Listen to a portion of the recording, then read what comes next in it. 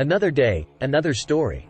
The Irish Potato Famine, also known as the Great Hunger, began in 1845 when a mold known as Phytophthora infestans, or P. infestans, caused a destructive plant disease that spread rapidly throughout Ireland.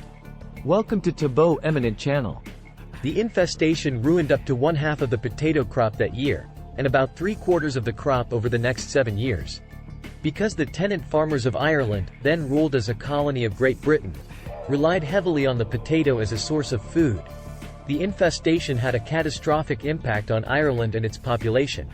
Before it ended in 1852, the potato famine resulted in the death of roughly 1 million Irish from starvation and related causes, with at least another million forced to leave their homeland as refugees. The potato had become a central part of the Irish diet due to its high yield and nutritional value, making it an essential source of sustenance for millions of people, especially the poor. However, the Irish potato crop was severely affected by a disease known as late blight, caused by the fungus Phytophthora infestans. This disease rapidly spread across the country, causing potato plants to wither and rot, leading to a near-total failure of the potato harvest in successive years.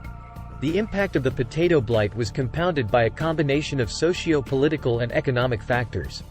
Ireland was under British rule during this time, and its population was heavily reliant on agriculture, with a significant portion of land held by English landlords.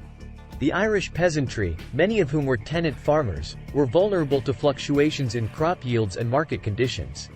The British government's policies, such as the Corn Laws, exacerbated the situation by restricting the import of cheaper grains into Ireland, making it difficult for the Irish population to access alternative food sources. As the potato crop failed year after year, widespread hunger, malnutrition, and disease began to take hold. People faced extreme poverty, displacement, and death. The rural countryside was particularly hard hit, as communities faced eviction and sought relief in overcrowded workhouses. These workhouses, established by the British government, often provided inadequate support and were seen by many as places of desperation and suffering. Efforts to alleviate the suffering of the Irish population were insufficient. British relief efforts were slow and inadequate, and policies aimed at addressing the crisis were often misguided or failed to reach those most in need. Moreover, the British government's laissez-faire economic ideology and political considerations hindered effective intervention. The famine led to a massive loss of life and triggered a large-scale emigration from Ireland. An estimated 1 million people died from starvation, disease, and related causes, while another million emigrated, primarily to North America, seeking a better life and escape from the dire circumstances at home. The demographic and social impact of the famine was profound, reshaping the population distribution and cultural landscape of Ireland. The Irish Potato Famine remains a tragic and controversial episode in history, with debates about its causes, the role of British policies, and the responses of various parties continuing to this day. It is often seen as a symbol of colonial oppression, mismanagement, and the devastating consequences of a vulnerable agricultural system. Ireland in the 1800s.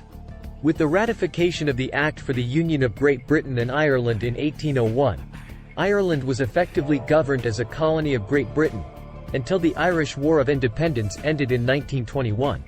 Together, the combined nations were known as the United Kingdom of Great Britain and Ireland. As such, the British government appointed Ireland's executive heads of state, known respectively as the Lord Lieutenant and the Chief Secretary of Ireland, although residents of the Emerald Isle could elect representation to the British Parliament in London. In all, Ireland sent 105 representatives to the House of Commons, the lower house of Parliament, and 28 peers, titled landowners, to the House of Lords, or the upper house. Still, it's important to note that the bulk of these elected representatives were landowners of British origin and/or their sons. In addition, any Irish who practiced Catholicism, the majority of Ireland's native population, were initially prohibited from owning or leasing land, voting or holding elected office under the so-called penal laws. Although the penal laws were largely repealed by 1829, their impact on Ireland's society and governance was still being felt at the time of the potato famine's onset. English and Anglo-Irish families owned most of the land, and most Irish Catholics were relegated to work as tenant farmers forced to pay rent to the landowners. Ironically, less than 100 years before to the famine's onset, the potato was introduced to Ireland by the landed gentry. However, despite the fact only one variety of the potato was grown in the country, the so-called Irish lumper, it soon became a staple food of the poor, particularly during cold winter months. Great hunger begins. When the crops began to fail in 1845, as a result of P. infestans infection, Irish leaders in Dublin petitioned Queen Victoria and Parliament to act, and, initially, they did, repealing the so-called Corn Laws and their tariffs on grain, which made food such as corn and bread prohibitively expensive. Still, these changes failed to offset the growing problem of the potato blight.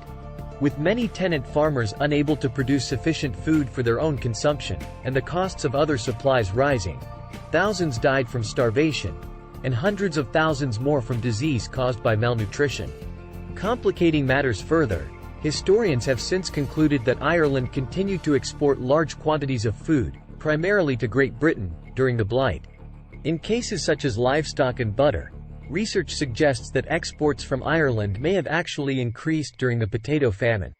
In 1847 alone, records indicate that commodities such as peas, beans, rabbits, fish and honey continued to be exported from Ireland, even as the Great Hunger ravaged the countryside.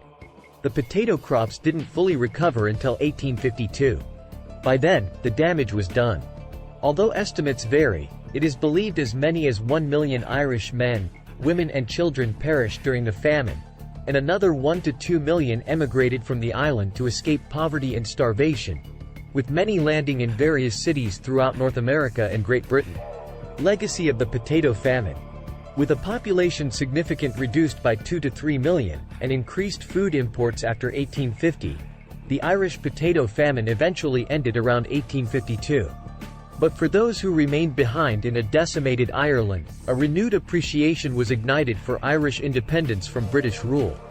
The exact role of the British government in the potato famine and its aftermath, whether it ignored the plight of Ireland's poor out of malice, or if their collective inaction and inadequate response could be attributed to incompetence, is still being debated. However, the significance of the potato famine, in the Irish language, and Gorta Mór, or the Great Hunger, in Irish history, and its contribution to the Irish diaspora of the 19th and 20th centuries, is beyond doubt. Tony Blair, during his time as British Prime Minister, issued a statement in 1997 offering a formal apology to Ireland for the UK government's handling of the crisis at the time. Irish Hunger Memorials. In recent years, cities to which the Irish ultimately emigrated during and in the decades after the event have offered various commemorations to the lives lost. Boston, New York City, Philadelphia and Phoenix in the United States, and Montreal and Toronto in Canada, have erected Irish Hunger Memorials, as have various cities in Ireland, Australia and Great Britain. In addition, Glasgow Celtic FC, a soccer team based in Scotland that was founded by Irish immigrants, many of whom were brought to the country as a result of the effects of the potato famine, has included a commemorative patch on its uniform, most recently on September 30, 2017, to honor the victims of the Great Hunger. A Great Hunger Museum was established at Quinnipiac University in Hamden, Connecticut as a resource for those seeking information on the potato famine and its impact, as well as for researchers hoping to explore the event and its aftermath. Thanks for watching. Request you to subscribe the channel.